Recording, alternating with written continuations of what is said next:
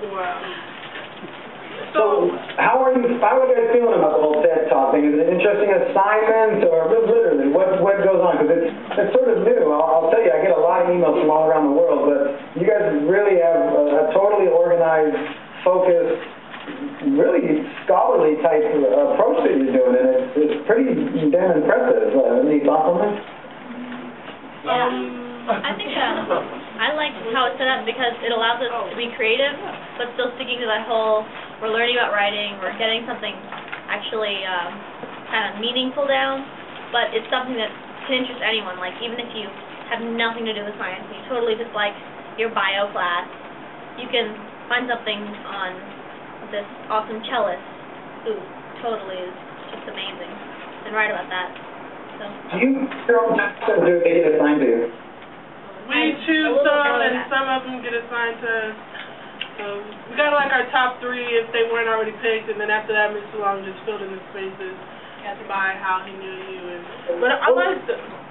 It's compelling to me because when I think about when I was a sophomore in high school, for example, in the 80s. What? What's funny about the 80s? I was a sophomore in the 80s too, brother. That's beautiful. So you'll stop the world and melt with me. Mr. Long and I could both show you how to dance, but we don't. No. We were given the choice of what? Colonial heroes or something like that, and we all went to the library and we all looked at the same books, and I think I did Benedict Arnold. But this seems to me just a totally wide open kind of thing. It's very, I don't know, kind of exciting.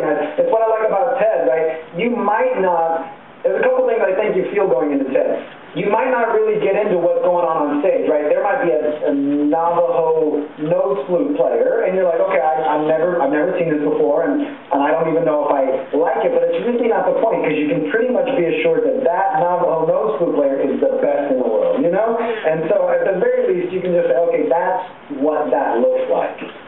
And it actually lets you have tastes more than you may have before. You get to literally say, okay, I do like that, or I'd be more interested in that, because you feel like you've given it a fair shot as an intellectual person, right? I've seen this, and now I can decide. The other thing is that they're so varied. You're sitting there in that audience, and one minute you are hearing from Kareem Abdul-Jabbar, who led the NBA in scoring, and in the very next talk, it's the man who discovered the quark. You know what I mean? So it's really, I feel like you can't complain when you come to TED, because if you complain, it's like, oh, you're not working hard enough then.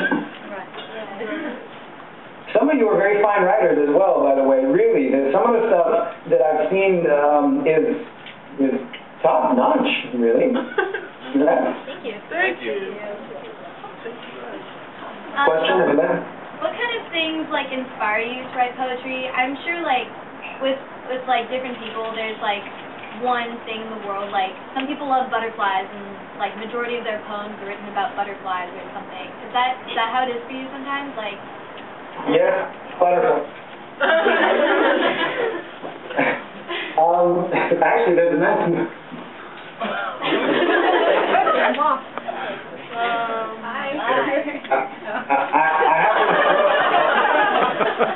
But it's really just for when girls visit. They go, oh, you like butterflies? I go, yeah, sure. Love them. Right out of the book. I think that poets have 2 jobs, and I feel like one always gets neglected, at least in the public opinion, for the second.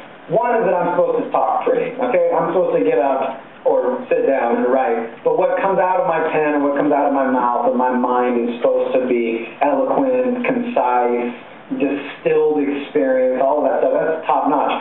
But what I feel a lot of slam poets, for example, neglect, and some scholars and some TED Talk people, I think the poet's main job is to notice things in the first place.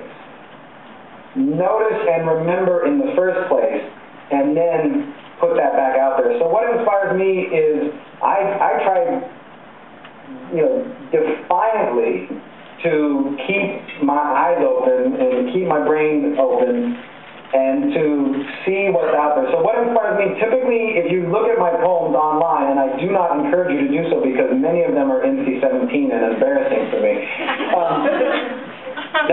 But most of my poems, if they had to have to be condensed into one idea, they have to deal with wordplay. So what inspires me is talking funny, funny sounds, rhymes, narrative that tweaks what you think about things. My favorite story, someone asked me in an interview a couple days ago what my favorite story is, and it's, I can tell you this story, it might be online. There's a man named Enzo, and he's coming home from work on a ferry boat, and one of his cufflinks falls off into the water, and it's gone forever. It's a solid gold cufflink. And when he gets home, his wife, Lucia, notices something's wrong, and she says, "What's wrong?" And he says, "I lost my cufflink." So Lucia goes down to the market, and she buys a fish fresh off the boat, and she thinks Enzo's going to love this, it'll make him feel better. She takes the fish home, she bakes it on a platter, she serves it to him, and he eats it, and he feels better. The end. And I love that story, because right at the beginning of the story and all the way through it, you as an audience, or you as a reader are thinking, he's going to find the cufflink in the fish. But that shit never happened. I love that this story, I love that you did the work. Like, you did the work. For anybody out there who's like, if she buys a fish fresh off the boat, there's going to be a cufflink. What a coincidence, right? And in this case, the story, by not giving you that, like, look, the storyteller's in charge, and so I'm interested in being in charge of the story. I'm interested in what happens out in the minds of my audience. And I'll do whatever it takes to do that. Old vaudeville tricks, new technologies, that sort of thing.